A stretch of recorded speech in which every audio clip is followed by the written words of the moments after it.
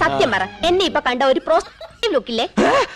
എന്റെ ദൈവമേ, നിങ്ങളൊരു ബാങ്ക് കൊള്ളയടിക്കാൻ പോവുകയാണെങ്കിൽ ഏത് വ്യക്തിയെ കൂടെ കൂട്ടും? എവിടെയോ എന്തോ ഒരു തകരാറ്. നിങ്ങളെ തട്ടിക്കൊണ്ടു പോയാൽ രക്ഷിക്കാൻ ആരെ വിളിക്കും? എല്ലാവർക്കും ഭ്രാന്താ. ഫിനാലേക്ക് ശേഷം ഒരു ട്രിപ്പ് പോവുകയാണെങ്കിൽ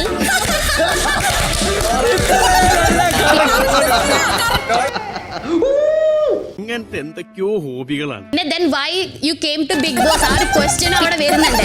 എനിക്ക് ഭ്രാന്തായി പോയതാണ്, അത് നാട്ടുകാർക്ക് മൊത്തം ഭ്രാന്തായ.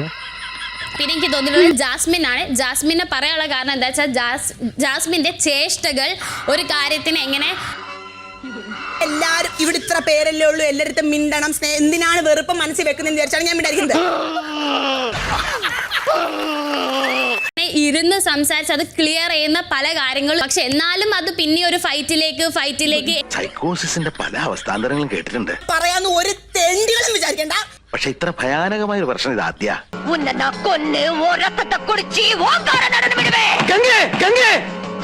ഒരു കാര്യത്തിന് എങ്ങനെ അപ്രോച്ച് ചെയ്യുന്നുള്ള രീതി. അത് ഞാൻ ഒന്നുകിൽ സീരിയസ് അല്ലെങ്കിൽ ഞാൻ ഭയങ്കര കൂറയാണ്. ഇപ്പൊ പോലും ഇവിടെ ഒരു കാര്യം നടന്നുകൊണ്ടിരിക്കുക, സ്റ്റിൽ ഒരു ബിഹേവ് ചെയ്യാൻ അറിയില്ല, ബിഹേവ് ചെയ്യാൻ പഠിക്കാത്തതാണോ? അയക്കെന്തറ പ്രാന്താണ്. അയ്യോ പൊന്നു മോനെ, പ്രാന്ത് എന്ന് പറഞ്ഞ ഈ സൂക്കറിനെ കുറച്ച് കാണരുത്. ജാസ്മിൻ, ഇതൊരു ടാസ്ക് അല്ലേ? അതെ ബിഗ് ബോസ്. എന്താണ് അതിനിടയിൽ ഇങ്ങനെയൊക്കെ? അല്ല സീരിയസ്ലി ഞാൻ ഇത് ചുമ്മാ തമാശക്ക് ചെയ്തതാണ്. പലതും ചേഷ്ടകൾ എന്ന് പറഞ്ഞതിനകത്ത് എനിക്ക് കുറച്ച് കാര്യങ്ങൾ വേണമെങ്കിൽ അല്ലെ ബിഗ് ബോസ് ചോദിക്കുന്നത് എനിക്ക് റിപ്ലൈ തരാനില്ല. റാങ്ക് പറയും അപ്പൊ കേട്ടാ മതി, റാങ്ക് കാണിക്കും അപ്പൊ കണ്ടാ മതി. ഒരു ബേസിക് ക്വാളിറ്റി ഉണ്ട്. ഇപ്പോഴും എന്താ പറയാ ചെയ്യാൻ പറ്റിയില്ല എന്ന് പറയുകയാണെങ്കിൽ അത് ഭയങ്കര വലിയ ഡ്രോബാക്ക് ആണ്.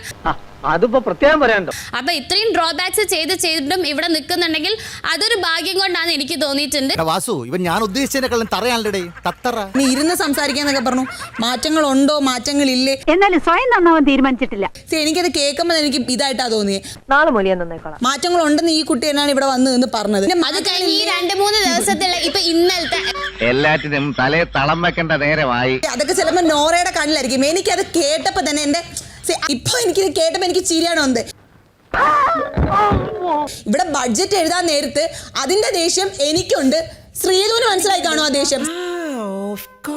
ഞാൻ ഓർക്കുന്നു, വല്ലാതെ ഓർക്കുന്നു എന്ന് പറഞ്ഞ ശരിക്കും എന്റെ ആദ്യത്തെ ആഴ്ചയിലെ ദേഷ്യമാണെങ്കിൽ ഞാൻ അങ്ങനല്ല ദേഷ്യപ്പെടുക.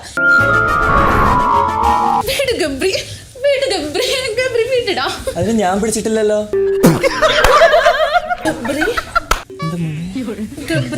ജസ്മിൻ,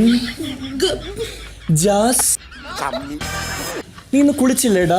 ഞാൻ 2 ദിവസം കൂടുമ്പോ കുളിക്കലൊന്നും നിനക്ക് അറിയില്ല ഗബ്രി. നിനക്ക് ഞാൻ ആരാടാ? ഞാൻ നിന്റെ അച്ഛനാണ്, അമ്മയാണ്, ഡോക്ടറാണ്, പ്ലംബറാണ്.